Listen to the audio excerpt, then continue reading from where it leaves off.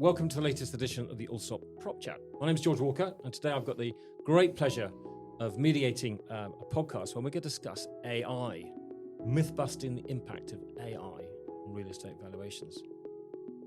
Today, I've got three knowledgeable people who are joining me. We have Seb Verity, Head of Research and Data at Allsops, Freya Morrow, Associate in the Commercial Valuations team, and a colleague, Evie Robertson, is desperate to get a Wimbledon, but she's squeezed in this afternoon's chat for us. So thank you very much and welcome everybody. Thank you, George. Thanks, George. Thank you. Okay, so to start the podcast proper, let's just introduce folks around the table. So Freya, give us the quick rundown on Freya Morrow. So I work in the commercial valuation team at Allsop, as you mentioned. I've been in industry sort of just over 12 years now, qualified valuer for 7, and I value a range of commercial assets, primarily for bank secured lending, but could vary from there, from accounts, internal reporting, that sort of thing. So that's pretty much my day to day. Brilliant. Part of quite a big team now, aren't you? We are indeed, yeah. And we're national as well, so we've got coverage all over the UK. Brilliant. Okay, so Seb. Hello. Not a valuer. No. A data man, a research man. Yeah. Give us the update. What does the answer say? Yeah, I've got about 3 hats still. I did a presentation this morning to a bank. That's one of the hats. I've got a load of client data reports job on the moment as well, consultancy reports. That's hat 2. I write all our market conditions and try and keep a handle on everything that's going on and tell everyone what the market's doing. So yeah, that's hat number 3. Research and data in a very Research and broad data. ranging practice like Allsops has got many hats. Many So hats. is there a resi bias to what you do now, or is it you taking in? Bleeding into commercial a tad. Yeah. I would say. Yeah, there still is. There's a lot to do in resi and a lot going on. Probably a lot more data. But, Yeah. A lot of data, a lot of policy change in resi, which is keeping me busy. Good. So Evie, the quick bio. I've been in the valuation team since 2020, the commercial team. Been at Allsop since 2018, doing my grad scheme, work alongside Freya and our wider team, and focus, on anything commercial and national. Yes, classic Allsop. You guys aren't really sector specific, are you? No. We are agnostic in that regard. You're agnostic, Yeah. which is quite fun. Okay, so today, what we're trying to do is, where is AI with commercial valuations? Has it impacted the world? Myth busting, has it had a major impact? So I think let's start, if we can get Seb. We've all tried to define what AI is, and you're the shortest and most concise. So give us your interpretation of AI, the definition for AI. I'll do my best. It's essentially a mechanism through which human thought processes are mimicked, how I kind of see it. And at the moment, that means fairly linear processes can be automated to a degree, rather than any creative or innovative creation. It's automation of linear-ish thought processes. Okay, so it's not yet predicting in this context. Not in a very creative way. It's still quite linear in what can be done, but that might change in the future. Okay. And it's interesting, we'll go on to the regulation later, but the RSS have had a crack at very recently defining it and how it should be used in the profession, which is, of course, essential. But let's come on to it later. So where are we? What systems, Freya, at the moment are in regular use, which have a bit of AI involved in the valuation process? To think about valuation explicitly in terms of literally coming up with an opinion of value, there's actually not that much that we regularly use. I think historically people will know about AVM, so automated valuation models. So this is where data is pulled, and Seb, correct me if I'm wrong here, but land registry data in a residential context and is pulled, and then it'll spit out a price, most likely for residential assets rather than commercial. And that is adopted in the market. I don't think necessarily by professionals, but certainly by investors or property owners, residential owners, that sort of thing. But other than that, in terms of actually a valuation model that we would use as professionals that explicitly uses AI, it's not widely adopted. Okay, but you've got lots of tools. You mentioned do. Valos and things. That's... We've got several tools, things like Kel and Valos and Argus, to name a few of them, but they are assisting us rather than actually doing the valuation. And I think the key distinction there is obviously it's about the inputs that we are putting into that data platform and pulling it out of it. I think the difference between sort of AI in terms of helping us do our jobs or automating what we do, it's being able to pull that out and then use that. Whereas at the moment, it is still very labour intensive on a valuer to make sure that that information is correct. Whereas the direction of travel where we hope to be, whereas we become more reliant on those platforms that we do use. So Evie, and George, you mentioned there, and so it's not necessarily an AI platform, but it's a form of AI that we've looked at doing, which is Valos, which is to do with the way in which that we pull data for our reporting. So there's a lot that goes into a valuation report. So obviously there's the figure that comes out at the end, but in terms of RICS compliant reports, there's a lot of data that is factual. Which make up the 50 pages. Exactly. So that is probably the most fundamental and important thing that we as valuers are focusing on at the moment, is automating that factual data, obviously still while checking it and verifying it, but being able to pull it efficiently and quickly. That data includes things like planning, rates, any government websites that we might use, council tax, things like that. So it's the things that the valuer will spend quite a lot of time, maybe hours, looking through each document, each planning document, each council tax, to see if we can locate what council tax or what rateable value something is, if it's not easily findable. And that's what's helping us save time and become more efficient using Valos, which has been really helpful. Okay. Seb, you're going to come in. Can I be a stickler? Go on. So there's two things going on here. There is AI in our industry and in your sectors, but there's a very grey area between what is actual AI and what is process automation. So a lot of that sort of fetching of information is process automation in a significant degree, but then an AI's job, if it's used, is to make a judgment call, that sort of human reasoning bit, to say, hang on a minute, is this bit of information that's been extracted relevant, useful, appropriate, and so on, and then if it's generative, package that into a block of text or something to then render it to screen. Give us an example of that, Seb, to make it clearer. Well, take the Valos example. Okay, so yes, you're right. It pulls planning information records.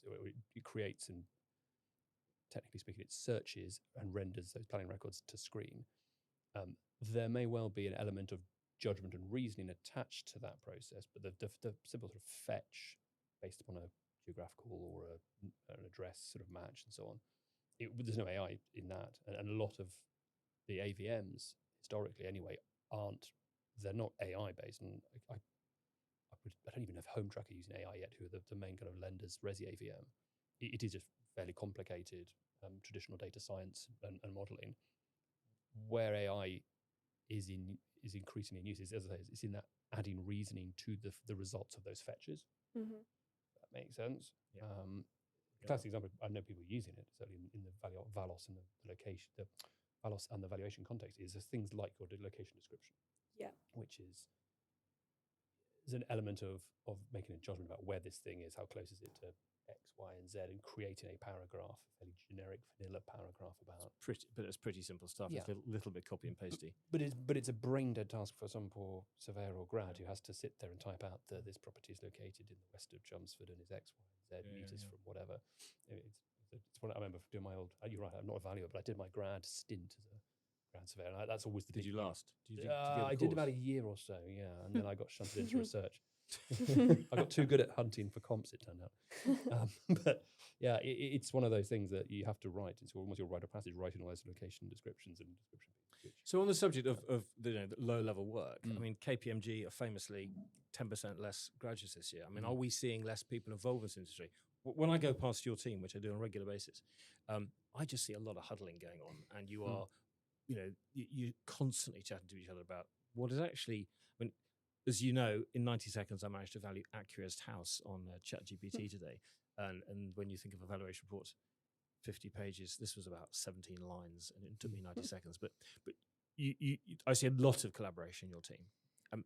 Are you seeing it replacing bodies on the ground, or how is that impacting numbers and the man time needed for evaluation, a proper valuation report?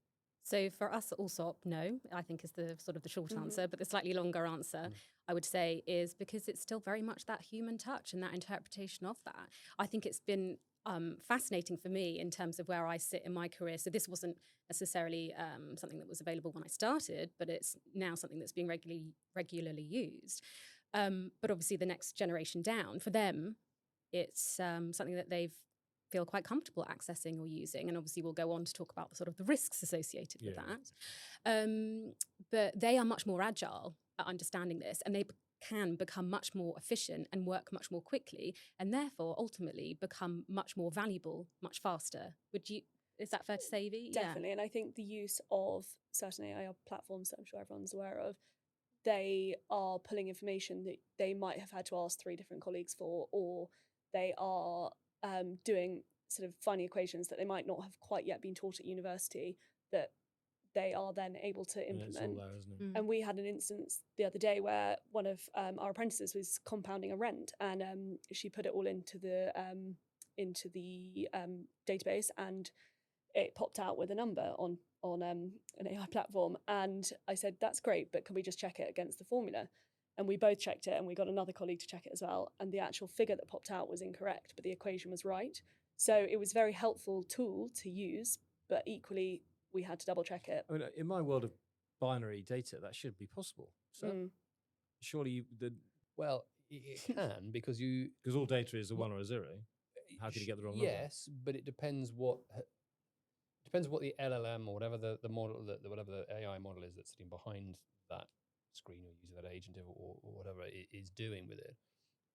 And that's part of the problem around transparency as to, unlike a human colleague, you can't sit over its shoulder and watch it type formulae into Excel and come up with that number. Because it just does it. It's just fired off to a data center and back you come. Okay, well, what have you done with it on that journey? And do I know you've gone to the right place to look something up? Do I know you have, in fact, put your brackets in the right place in your Excel to get to not effectively hallucinate the wrong number, or in this case, hallucinate an incorrect result? And we've tested this ourselves at Allsop with some data extraction AI tools, genuine AI, scanning through lots of documents, trying to parse them, trying to make sure that they're looking for certain key terms in, let's say, a lease, for example, and structure that into a pro forma. Now, at the moment, none of the LLMs or the other models that we've had that try and do that come back with sufficiently good enough results to make you not want to check all of its results. Really? And that's kind of the threshold. It's like, well, fine, you've got the commencement date, let's say, and you've got the term, and you've got the parties, fine. But hang on a minute, you've missed clause A, B, and C that we were looking for always, or you've kind of not quite got that right, in which case we have to check everything. Yeah. And is that because you're not asking the right questions? So my next question is the skill of the valuer changed in actually asking the right questions of the technology in front of you? I've been saying to people who've come to me and said, can we get an AI tool? Should we do this? Should we do that? As well, it comes kind of down to prompting. And I think you still have to treat them a bit like a grad. You have to point them towards the right information, tell them what they're looking for, check the output where they've done it, and then maybe slightly redo it if needs be. And I don't think any of that changes with AI as it would, let's say, a new grad who's on the team and you're trying to walk them through something for the first time. And then there's also the value of an experienced valuer is a suck it and see, does that seem right? Yeah. So one component was clearly obviously wrong to you. Yep. Then you get the finished product. Is that number correct? Again, that's another skill we all have.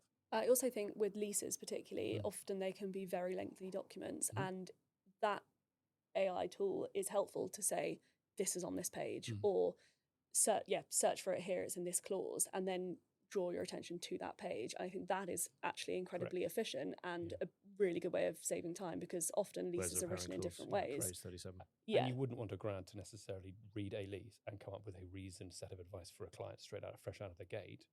The same way you might want them, though, to just, can you get the highlighter out and show me where? Find it for me. There's an analogy there. I mean, are the lawyers, do anyone know what the lawyers are doing? Have they managed to crack this? Investigating leases? There are now legally Bigger targeting budgets. LLMs and so on, the AI tools that effectively are trying to, but I think a lot of it is that slightly reasoned process automation. A bit like you guys with, say, Valos. You are, I mean, back in the day, 15, 20 years ago, we were talking about mail mergers, right? You'd have your Word doc and you'd have an Excel sheet and you'd be trying to join the two up. It's not too dissimilar now. It's attempting to just shave off those document production sort of bits that don't make any money or are very boring for you. I think the lawyers are doing the same sort of thing. For them, they've got that great sort of lookup problem, get into legislation.gov or case law and trying to find. So effectively, it's kind of like taking a legal Google to the next level, it would seem, is what they would be doing. But again, I don't I think they would still be struggling with the same things we would struggle with professionally. Yeah. In terms of concerns. And what's the next stage? So I mean, the valuer is now someone who is doing the same thing, which is taking a lot of information. Does it seem sense? Taking wherever it's come from. What's the next stage of AI helping that? I mean, I think a lot of people think that valuers will be out of a job after, I don't know, it progresses even more. But I think at the end of the day, property is a human business. We're people's business. You still need the people to make the judgment, review different comparables, review the actual asset itself. No asset, particularly in commercial, is identical to the other one. Yeah. And that is the crucial thing for our side of the business. And like you've said, you can value our new building on Baker Street AI, and that pops out with an answer. And I did it with my flat the other day, and I thought, wow, it's just pulled land reg details, but it hasn't said that we've painted it or we've refurbed it or whatever. There's no judgment. And therefore, yes, it's going to help us a lot. It's going to become a lot more efficient, but it's not going to put us out of a job, because we still need a human to look at it and say, right, market conditions suggest this. Occupiers have changed their way of occupying a building, so we need to reflect that this building is no longer fit for purpose, or X, Y, and Z. So I think that's probably where AI is assumed that it's going to take over in our world. I don't know if you agree, Freya, but no, absolutely. I mean, it's funny, we were talking in the office the other day about analysing comparables, because ultimately, I suppose you'd argue, oh, well, it's factual data, it's a price, it's a yield. But the way in which you can even interpret a comparable could be different compared to valuer to valuer. Is it topped up? Have you made a different assumption about the break clauses and things like that? So that human interaction will, in my opinion, never change. And obviously, George, your background in terms of buying and selling, you're not going to buy and sell from a computer. You need to have that. Seb, you're making a face. What I mean is, I think he's good at Seb's faces. always making a face. You need to have that, but does it sound right to you?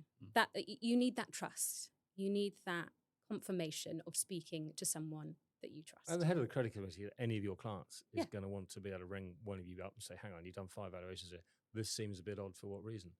I mean, will our clients running basic programs across what you produce for them? I mean, we got to that stage yet where you're...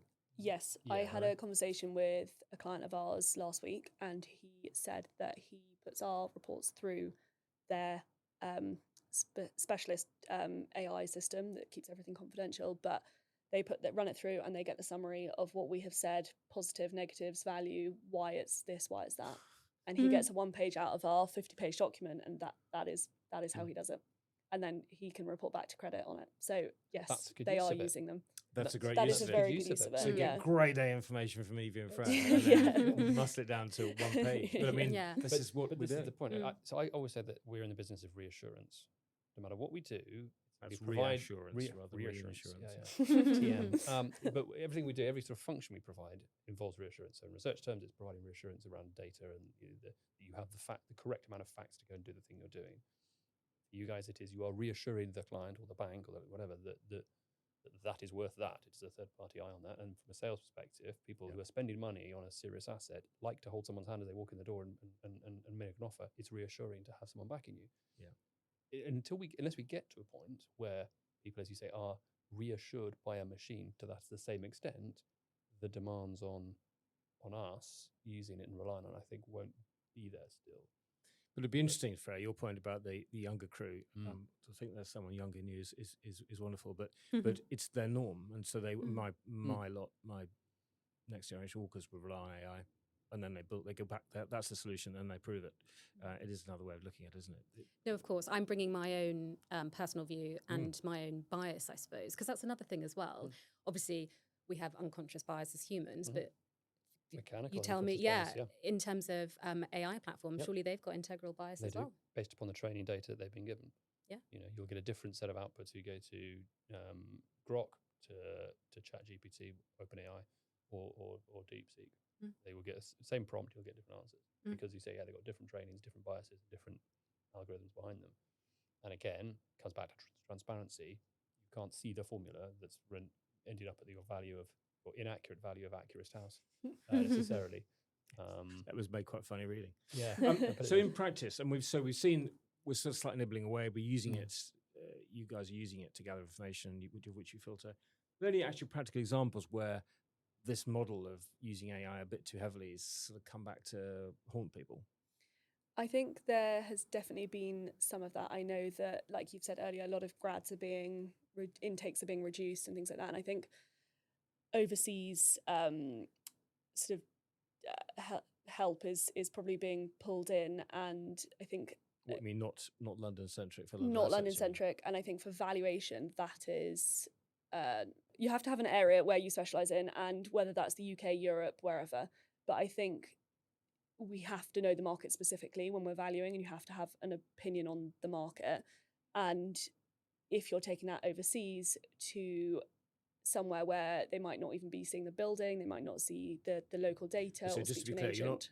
not overseas banks valuing UK property. You're talking about outsourced teams in some far off land. Well, the Exactly. AI itself is overseas in many cases. it It would is, be yeah. so. Ultimately, going back to the RICS guidance and so on, ultimately, where is this thing that is giving an Well, opinion on a as far as UK it's asset? concerned, it's nowhere. Yeah. Right, indeed. So it's Okay, so there have teams been built away from the geography of the property, and they're trying to get it right with AI, and perhaps you think that's... Yeah, and they're writing locations and descriptions of buildings, and that's fine. Location-wise, you, again, need to have inspected the building to see what the retail pitch is, or whether the shopping centre is completely empty, or whether it's busy. And I think that is pretty crucial in our valuation reports. And I think that being outsourced is probably going to have an impact on the quality of work and how a report is finished, and the level of detail as well. Maybe cheaper, but actually... Definitely cheaper, probably, but I'm not sure it's going to deliver quality value. will be... Yeah, and the auction up. world is it trading, and who's trading there? It's a sort of very basic principle. Yeah. It's a Well, important thing. I think the question of cost is actually really important in terms of where things maybe have been a challenge. So say, for example, the process that we have been through, to use Valos as an example, that's been an onboarding process of at least 6 to 12 months, because we've been building what we now use with them collaboratively. It's not an off-the-shelf product necessarily. It's very much an Allsop product that we have used their platform. So I've obviously heard stories of other firms, who have potentially gone on their own and built their own platforms, or using other AI platforms that maybe haven't worked. So if you think about the cost implication, not only financially, but time-wise, obviously, so we're sat around here doing a podcast, but this is now pulling us away from our sort of fee-earning capacity. I mean, it's important, and we enjoy doing those sorts of things, but making sure that you invest in the right product and in the right data and in the right area, it's a real business risk. And I think that's the next phase of making sure that we understand what's important and what we really want to get out of any platform that we invest in. I think particularly the Allsop report is apparently the most difficult one they've been dealing with, because it's got so much detail and so much information and so many different ways to analyse things. So I think that's been pretty... Well, I feel very proud of that. Yes. So you would be, I mean, you are, the detail you go to. Is that right? And that's so. Yeah, and very much testament to Freya and another one of our colleagues who have been running it. Well, several of our colleagues have been running it. But yeah, it's a pretty detailed report, and they have been pretty shocked by how much detail we go into in comparison to other That's a right bits sort and of bobs. shock, isn't it? Have you It's a told good other shock. insurers? Well, like I Freya think said, she should be proud. we see it as this is the start of something that we are going to use going forward for years. So the hard work is now to then reap the benefits going forward. So And how long has the process taken? Well, as I say, it's been about sort of 6 to 12 months, and it's ongoing. Yeah. You're gonna Just to keep put that in building it. perspective, Freya and several others have a weekly call for at least half an hour to an hour every single week, and have done for probably 6 months. Yeah. Yeah, didn't know that. Wow. Okay. I mean, that's what's required to get these things right. Absolutely. Yeah.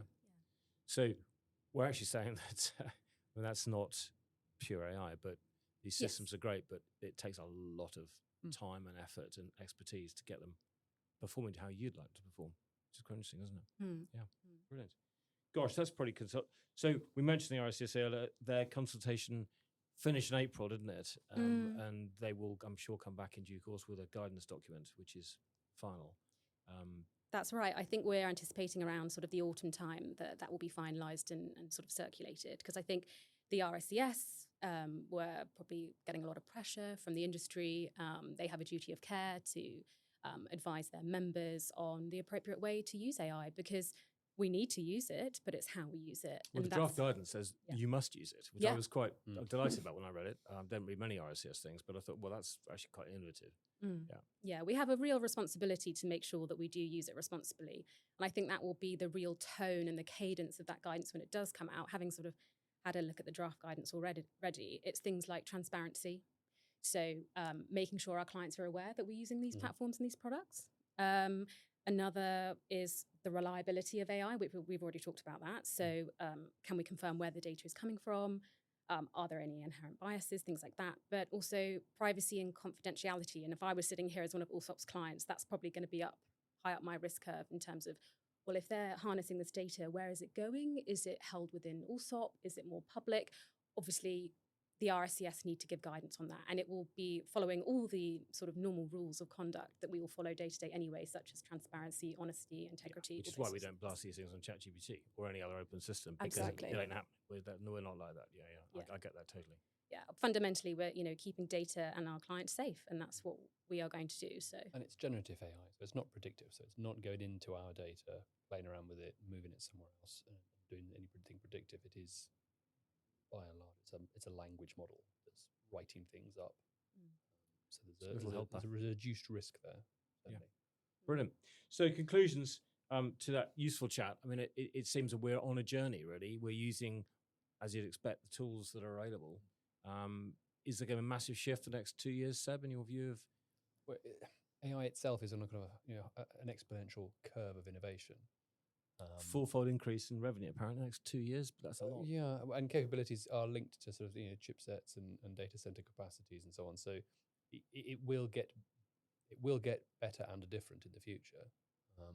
The question, I guess, is to what extent do those kind of human thought processes that it's mimicking shift from being linear to being more erratic and more creative and unpredictable and slightly more spontaneous or more easily passing the Turing test of this was not written by a computer, it was definitely a human. Oh no, hang on a minute, it wasn't, it was AI.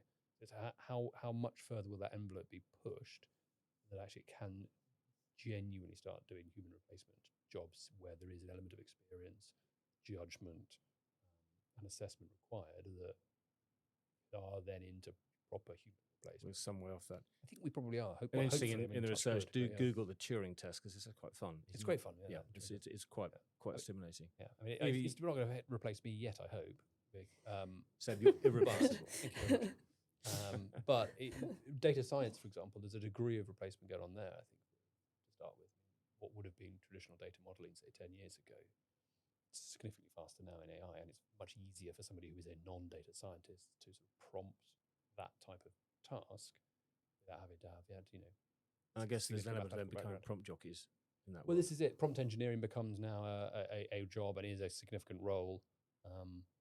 But then you're into the questions around liability and transparency. Like, okay, well, is the prompt engineer liable for a poor prompt and a poor result that is inaccurate? So as valuers, or if a valuer is using an AI system, is she liable for the poor prompt setup, failing to check, and then publishing? I presume so. I mean, Well, you could ask about Surely, when you get called in for comps, do that include a rent-free on a basic level? Mm. Before we leave it, Seb, you've got more exposure to residential than the rest of us have. Is the impact different in residential? Probably a lot more transactions? Yeah, scale's different. Scale's much larger. Data quality is poorer and there's more opacity. So, I mean, we talk about land registry price paid data. Fine, that gives you the price and the date. There's no information anywhere really that's robust around physical characteristics of buildings. It's an address. Yeah, it's an address and it's a price. 37B. Yeah, you don't know what it is, you know how big it is, how many bedrooms, condition, none of this. Even planning history is a nightmare to get hold of. So any model that's trained, be that like a manual model or an automated model, is struggling with poor quality of data in residential. Yeah. In which case you put poor data in, you get poor data out.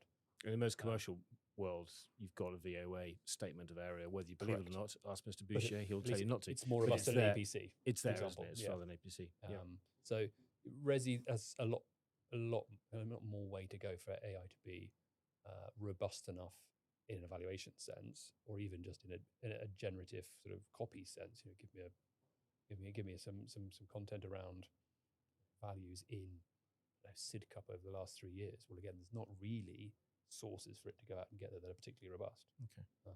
So I'm fairly confident we aren't going to be under threat from that for the immediate short to medium term. Same belief, Evie? Looking for the next 2 or 3 years? Yes, I don't think we're under threat. I think if anything, it will just help us be more efficient and make the most of our time.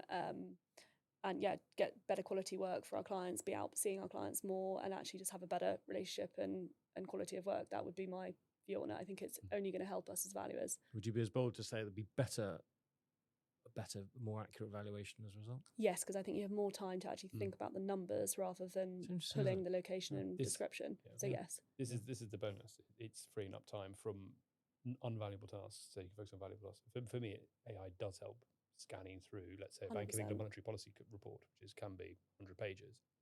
And I can think about it because I can get a summary pretty quickly without having to read all 100 pages. Or generating a summary thereof and then publishing it around you guys. And you can let all the information sort of settle in your mind and think, well when you come get these things signed off with us, well, for these reasons, I think it's X. I don't need a long train journey. I can. Yeah. So Freya, your final thoughts. So one thing we haven't mentioned at all today is ESG, which is something that I'm particularly passionate about. And I think echoing what Evie's just said about how it's helping us, something in the commercial world that we are going to be particularly keen to focus on is energy efficiency of buildings and how we harness that data in order to provide more accurate valuations and advice to our clients. And there's a lot of data. Absolutely. So my hope going forward for the next couple of years is how advancements in the harnessing of not only EPC, but energy efficiency of buildings, and how that will in reality affect the value of assets. So in a real world scenario. So cost of occupation. Absolutely that. As well as rent, as well as rates. Yeah. Okay. And EPCs are only getting more complicated, more detailed. You had a bit of an EPC day, haven't you? Don't set Seb off on EPCs. We'll be here for 45 minutes. No, it's really useful. Well, look, thanks everybody. That's very insightful. It's an interesting world. It's not the final solution, quite clearly. I hope we've busted a few myths. Thank you very much for listening. We look forward to talking to you again on the Allsop Propchat. That's goodbye from all of us. Thank you. Thank you. Thank you.